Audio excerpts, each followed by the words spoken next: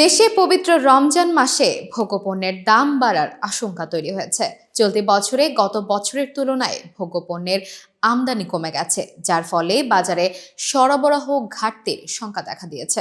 রমজানে ছোলা, খেজুর, ভোজ্য তেল, ডাল, পেঁয়াজ এবং চিনি এইসব পণ্যের চাহিদা বেড়ে যায়, কিন্তু এবার এই পণ্যগুলোর আমদানির আগের বছরের তুলনায় কমেছে। চট্টগ্রাম বন্দরের তথ্য অনুযায়ী চলতি অর্থ বছরের প্রথম 4 মাসে চিনির আমদানি কমেছে 19,000 টন, পাম তেলের আমদানি কমেছে 1,49,000 টন এবং ছোলার আমদানি কমেছে 8,684 টন। এর ফলে বাজারে এই পণ্যগুলোর সরবরাহ কমবে এবং দাম বেড়ে যাওয়ার আশঙ্কা তৈরি হয়েছে। ব্যবসায়ীরা উদ্বেগ প্রকাশ করেছেন, কারণ তারা জানাচ্ছেন ব্যাংকগুলো থেকে ঋণপত্র এলসি খোলার ক্ষেত্রে সমস্যা হচ্ছে।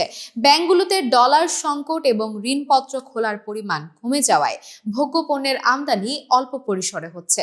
তবে সরকার এই পরিস্থিতি মোকাবেলায় বিভিন্ন পদক্ষেপ নিয়েছে।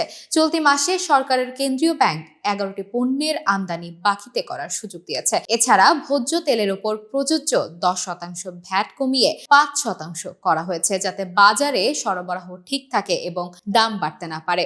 এদিকে সরকারি বিপণন সংস্থা টিসিবির তথ্য অনুযায়ী 1 বছরে ছোলার দাম কেজিতে 54% বৃদ্ধি পেয়েছে এবং খেজুরের দাম 15% বৃদ্ধি পেয়েছে। ভোজ্য তেলের দামও বেড়েছে 12%। তবে চিনির দাম কিছুটা কমেছে, যা সাধারণ মানুষের জন্য স্বস্তির বিষয়। বিশেষ করে খেজুরের বাজারে বিপুল পরিমাণ দাম বাড়ার আশঙ্কা রয়েছে। ঢাকার বাদামতলী বাজারে খেজুরের আমদানি শুল্ক বাড়ানোর কারণে ব্যবসায়ীরা আমদানি বন্ধ রেখেছিলেন। তবে সরকার নতুন পদক্ষেপের মাধ্যমে আমদানিকারকদের সাহায্য করার চেষ্টা করছে। চালের বাজারে বিশেষ করে রমজান মাসে চাহিদা কম থাকে এবং দাম বাড়ার আশঙ্কা খুবই কম। যদিও ভারত থেকে স্বল্প পরিসরে চাল আমদানি শুরু হয়েছে এবং বাজারে এর প্রভাব ইতিমধ্যেই পড়তে শুরু করেছে।